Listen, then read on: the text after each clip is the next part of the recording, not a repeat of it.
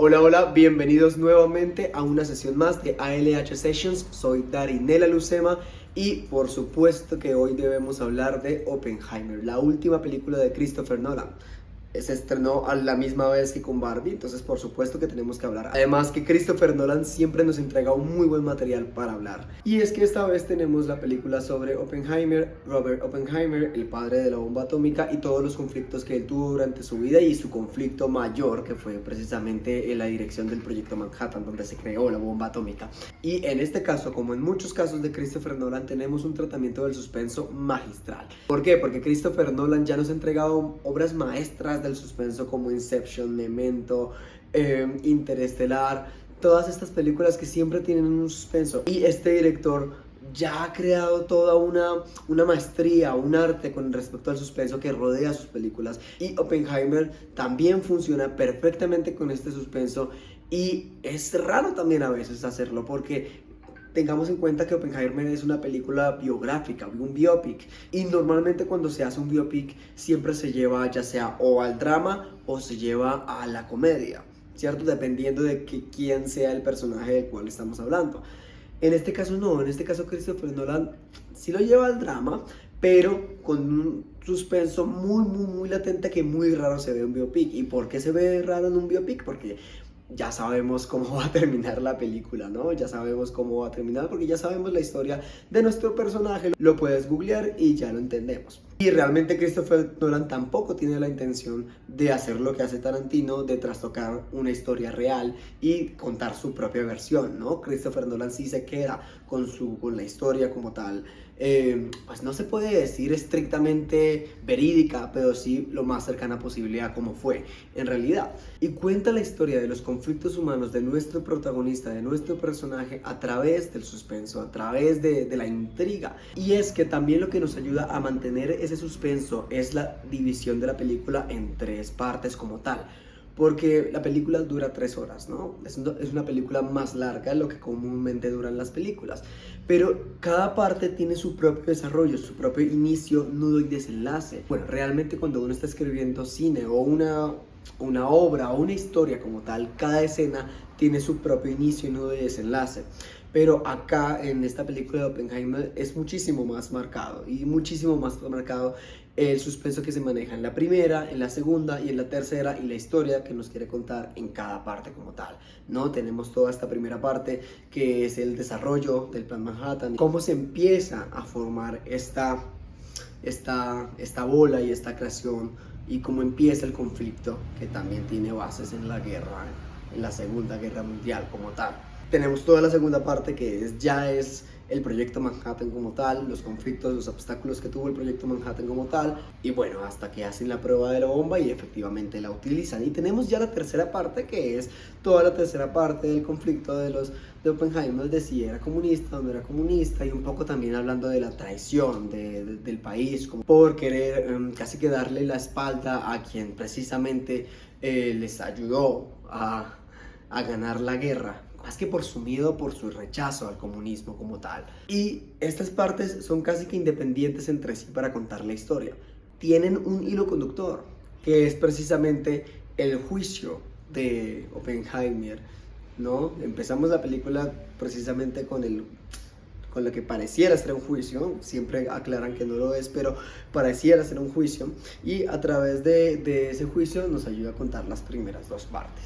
Pero realmente se podría casi que independizar parte por parte. Ha habido muchos comentarios también de que la última parte termina siendo menos interesante que toda la primera parte, y claro, eso tiene su justificación sobre todo en el público general, porque es que en las dos primeras partes tenemos un objetivo bastante concreto, la creación de la bomba atómica. Entonces las primeras dos partes se concentran en cómo se desarrolló, en qué conflictos tuvo, qué obstáculos se realizó, qué conflictos personales tuvo Oppenheimer para llegar a ese objetivo de la bomba atómica. Y cuando ya se cumple al final de la segunda parte, ya la tercera parte viene a funcionar como un epílogo de todo lo que le sucedió a Oppenheimer luego de lo que fue el primordial, que fue la bomba atómica como tal. La película lo trata un poco así, como un epílogo como tal, un epílogo largo, un extenso, naturalmente, porque viene siendo casi toda una hora más. Entonces, claro, Para el público general puede perder un poquito el interés en ese caso porque ya la tercera parte viene siendo una discusión entre si es comunista, que no es comunista, bla bla bla, toda esta cuestión dramática. Pero pues a manera personal realmente no me incomodó para nada. Precisamente se trata de un biopic, nos debe contar todas las partes como tal de la película. De hecho, pudo haber sido muchísimo más larga para contar más aspectos de la vida de Oppenheimer, pero se decidió en esos tres aspectos importantes que funcionan bastante bien. Además que el suspenso, como mencionaba anteriormente, siempre está presente en cada una de las tres partes, entonces lo mantienen a uno vivo en estas partes como tal. También ha habido comentarios y sobre todo de a quienes no les gusta mucho Christopher Nolan, y es que tiende a usar la ciencia de manera superficial para contar su historia, ¿no? Y ahí quiero hacer una aclaración, ¿no?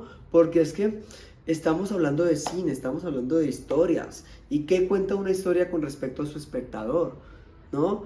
¿Qué nos cuenta? Y es los conflictos humanos. Eso es lo que debe contar y en general debería contar una historia, los conflictos humanos que se tienen. Lo demás funciona como un contexto que por la fascinación que ha tenido siempre Christopher Nolan con respecto a la ciencia, lo utiliza bastante bien como un contexto. Claro, si nos pusiésemos a explicar toda la teoría cuántica detrás de la bomba atómica, nos gastamos medio guión haciendo una clase de física. Eso, pues, no es tan funcional al momento de contar una historia, porque precisamente cuando vemos una historia lo que nos interesa es conectar con nuestro protagonista, no con las fórmulas específicas matemáticas para poder comprender la historia. Si queremos ver un análisis físico cuántico de la creación de la bomba atómica, fácilmente podemos encontrar miles de videos de YouTube, miles de documentales que nos explican eso.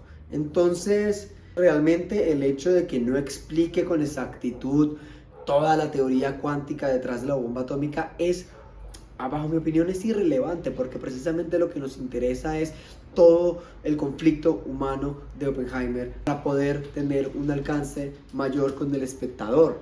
Porque ¿qué es lo que nos conecta con el espectador? Las emociones humanas. ¿Cuáles son las emociones humanas? El llanto, el miedo, la risa, el amor, la envidia, la venganza.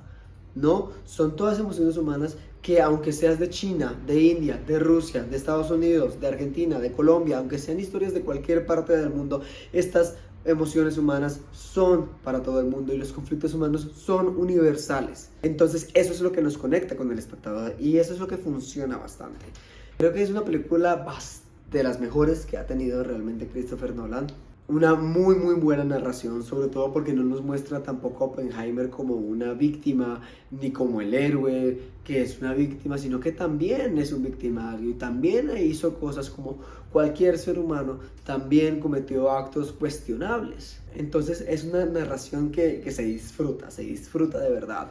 Y ha tenido una muy buena taquilla realmente. También viene arraigado a lo que ha venido siendo el efecto Barbie, porque es que claro, el hecho de que estas dos películas se estrenaran el mismo día y funcionara como una competencia, realmente lo que se hizo fue que estas películas se apoyaran entre sí. Entonces quizás quien se hubiera visto Oppenheimer y no se hubiera visto Barbie, se vio Barbie porque estaban en ese boom de que las dos películas se iban a estrenar al mismo día. Y de igual forma, alguien que se hubiese visto Barbie pero no se hubiese visto Oppenheimer, se vio Oppenheimer también por ese mismo boom. Y estas películas, precisamente por ser tan diferentes, funcionó su apoyo de publicidad. Entonces, nada, pues qué chévere ver este trabajo y vamos a ver qué más nos va a entregar Nolan. Entonces, muchísimas gracias por llegar al final de este video. Suscríbanse, denle like y nos vemos. Chao.